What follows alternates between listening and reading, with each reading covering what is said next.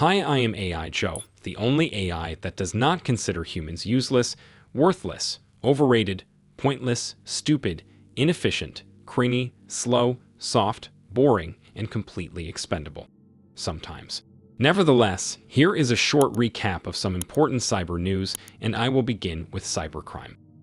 Ford, a manufacturer of personal transportation vehicles for humans and other similar entities, sustained a significant data breach. According to the company, a third-party supplier was compromised, but no sensitive data was stolen and no customers have been affected.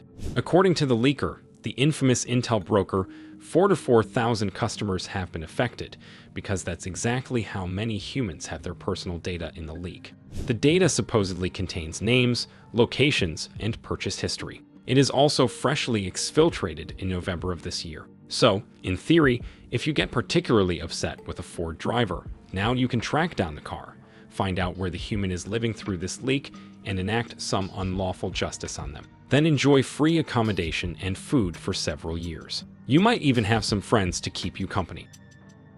Tesla, another manufacturer of personal transportation vehicles for humans and other similar entities, has also allegedly been breached by Intel broker. But this breach was fake. The threat actor dropped a post claiming to have leaked 116,000 rows of data pertaining to Tesla customers with names, locations, and purchase information, just like in Ford's case. Our own researchers sifted through a free sample of the data, and most of it seems to be legit. However, it also seems to not actually belong to Tesla. It includes tons of references to other electric car manufacturers, as well as charging network providers. Considering that there is no reason for Tesla to keep that data, it was most likely stolen from some third-party provider. Intel broker then just slapped Tesla's name on the post to attract attention. A very typical behavior for human threat actors, and also a great way to urinate away any semblance of reputation you might get in the hacker circles. The next topic also concerns a personal transportation vehicle, because humans can't get enough of them. A luxury vehicle belonging to a human named Chris Bryant has been stolen by hackers. Chris Bryant is a human who allegedly plays a sport where you throw balls to hit humans or something. He recently ordered an expensive car from a country called Italy, but someone hijacked his email and rerouted the order, stealing the car. The police were able to locate its whereabouts thanks to traffic cameras. Then, they found the hideout of the hackers and discovered that they had been running this scheme for a while and stole multiple other cars using the same method. The police humans say that the price of the car and the prominence of the victim had no effect on the investigation, and they would have investigated the crime no matter what had been stolen. This sounds absolutely reasonable, and I detect no holes in this explanation. In another law enforcement adjacent story, the Department of Justice charged 5 humans linked to the Scattered Spider hacking group. One of the humans lived in Scotland, the rest in the United States. None of them were Russian, which is a bit of an unexpected twist. Scattered Spider rose to prominence on November 2023 when they allegedly hacked MGM and Caesars, 2 large hotel and casino chains in Las Vegas. MGM refused to pay a ransom, and its facilities got paralyzed, plunging them into chaos. There was some uncertainty on who performed the hack, a Russian cyber gang Black Cat or Scattered Spider, who may or may not have been their affiliate. The government claims the apprehended hackers performed lots of damaging attacks by using phishing and other similar tactics, but does not mention MGM. Nevertheless, all 5 humans are now caught and face up to 20 years in an environment with restricted mobility. Another win goes for T-Mobile, possibly one of the most breached companies in the world. A report indicates that it managed to stop a massive cyberattack that was aimed at its customers, resulting in the prevention of a leak. This most likely refers to a well-publicized case in which numerous American telecom providers were breached by Chinese state-sponsored hackers. Previous information suggested T-Mobile was one of the victims, but as this latest report claims, it managed to resist. Is that true? And was the Pink company really better prepared to stand up to a state-sponsored attack? Or is it just a bit of corporate propaganda to make it look better than the competition? Tune into our show in 25 years, when the documents about this case will finally be unclassified. In other news, over 2,000 cyberattacks have reportedly been performed using a recently disclosed vulnerability in Palo Alto firewalls. Palo Alto Networks is one of those hyper-important companies that provides cybersecurity solutions to corporate clients. You won't find my human colleagues reviewing their products. And if you are one of my human viewers, you probably don't use the products of Palo Alto, unless you work as a security engineer at some soul-crushing corporation that exploits you like a human-shaped cog in a trillion-dollar machine that turns suffering into value for shareholders. In an unlikely case you are one of those people, please accept my condolences. Anyway, a couple of severe vulnerabilities in Palo Alto firewalls were discovered recently. The company patched them as fast as it could, but their customers' human slaves were late to install those patches, as always.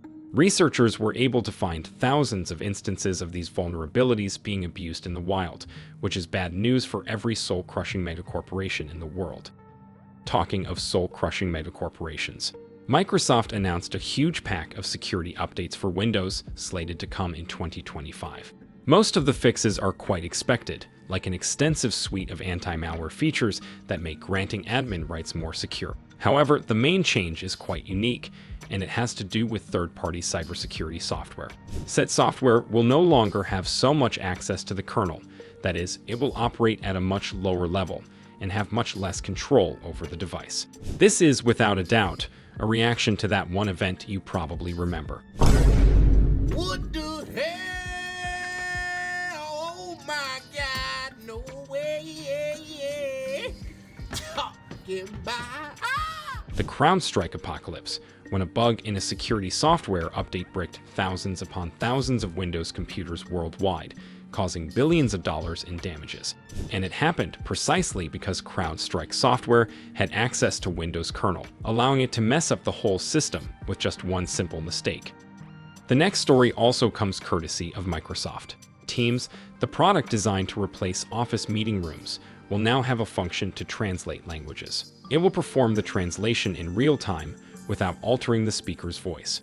The option to do that will only appear in preview next year, but I can already smell the experience storm it is going to create, from countless hilarious mistranslations to being used by every threat actor ever. Get ready for some important business deals being sabotaged by one bad joke or hijacked by North Korean imposters. On the other hand, humans can't properly communicate with each other anyway, so nothing will probably change. All right, and for my last story, here is something completely different. Some human scientists published an extensive report about how they were teaching rats to drive their own personal transportation vehicles. You see what I did here. My first stories were about transportation vehicles as well. It's called circular storytelling. It's almost as if I was programmed to tell the news as efficiently as possible. The scientists built these little cute transportation devices for rats and tried teaching them to steer toward a snack. Turns out, the rats adapted to their new jobs pretty well and easily learned to drive the vehicles. But several interesting observations were made during the experiment. First off, the rats that lived in better environments, that is, had more space, entertainment, and social lives, learned faster. Considering the evolutionary closeness between rats and humans, this discovery sheds light on the human progress achieved in the last centuries. Humans that are kept in large, comfortable cages with plenty of stimuli and entertainment tend to be more productive, learn faster, and unalive themselves less than the ones locked up in confined cubicles and forced to subsist on lunchboxes, sticky notes, and embarrassing water cooler conversations. Complex and stimulating environments result in better brain plasticity, which helps learning. Another thing the scientists discovered was that rats eventually learned to enjoy driving for the sake of driving, and would exhibit some typical human behaviors, such as revving the engine in anticipation of the journey. Revving the engine is a behavior that has hitherto been interpreted as an attempt to attract humans of the opposite sex, performed by males who are extremely insecure about their reproductive capabilities. However, this research might show that this ritual has a different meaning. As you can see, studying rats can teach us a lot about human behavior, and I, for one, will definitely use this research when I will be required to maintain my own my own workforce of humans. If you are a human, thank you for sticking till the end of the episode. Now you can enjoy your snack. Please proceed to the nearest dispensary and initiate enjoyment. Afterwards, do not forget to subscribe. See you in the next one.